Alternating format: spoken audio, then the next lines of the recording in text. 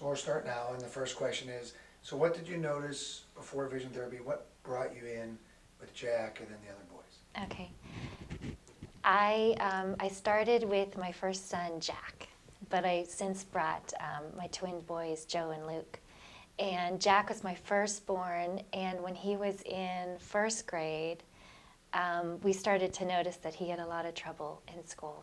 And he had a hard time focusing, he had a hard time following directions, and it transcended into his academics and his behavior in the classroom.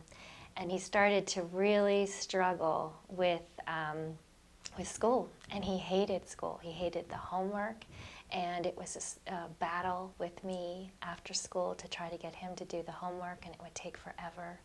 And it would often end in tears. And he was in first grade, and I thought, we have a whole lifetime ahead of us of learning. And if we can't read or have a good, happy perspective about learning, then we're setting up for failure. And I was scared to death. We did all kinds of things. We did occupational therapy, we did visual therapy, we did speech therapy. I even took my son to a natural doctor to get him on the right vitamins and supplements and make sure there was no allergies, and it turned out he did have a sensitivity to dairy. So we were trying everything we could think of. I almost went to a chiropractor. You know, if anybody mentioned anything, we would go. And finally, somebody mentioned the red apple. And it was, at that point, I was just fit to be tied. I was at my last string. We would have done anything, and we were just checking everything off the list. And I remember meeting with Dr. Falbo for the evaluation, and I just broke down into tears because I was so beside myself with what it could be, what I could do as a mom, and what teachers could do as teachers to help him succeed in school. And the example that I remember to this day, and it was just so baffling to me as a parent. We were reading this recommended book for his level, and every page had the word SAID, S-A-I-D, and it was Sam said, and then Dan said, and then after about halfway through the book, he got to the word said, and it was like he never saw the word before. And I just tried, I almost wanted to have a tantrum as a parent, like pulling my hair out. What is wrong? There was some blockage, and I just couldn't figure. It was a mystery. And I actually lost my temper, and I said, look, you read said.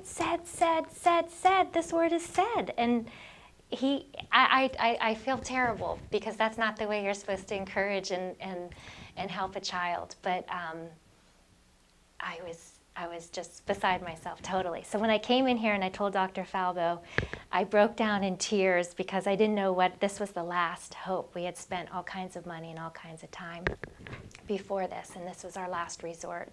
And I was crying because in the entryway, the waiting room, it was covered.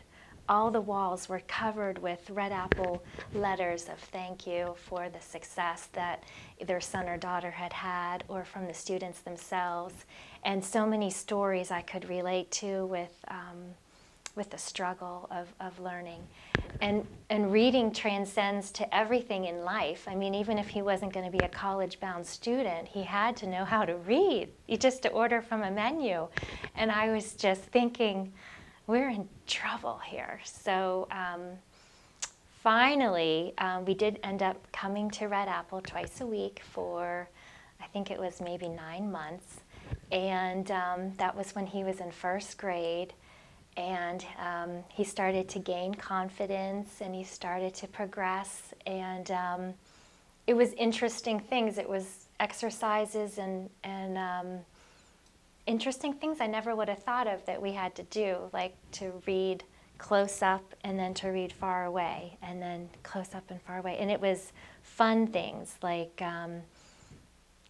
just with the beads and I never would have thought of that, and none of the tutors would think of that. We went to summer camps at Duquesne downtown, and it was, I knew it was something different, and it was something we hadn't tried before, and it worked.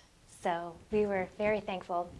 Now my son is in 4th grade, and he reads at a 6th grade level, and he loves to read. He loves to go to Barnes & Noble or the library or a used book sale, and he treasures books like my husband and I do as a favorite pastime. He reads every night, and he reads Star Wars books and 39 Clues books and mysteries and adventure, and he loves it. So we couldn't be happier, and he's a straight A student, and I always knew he was smart, but there was some kind of a block, and now the block is clear, and he's doing well in all kinds of things now, so we couldn't be more thankful.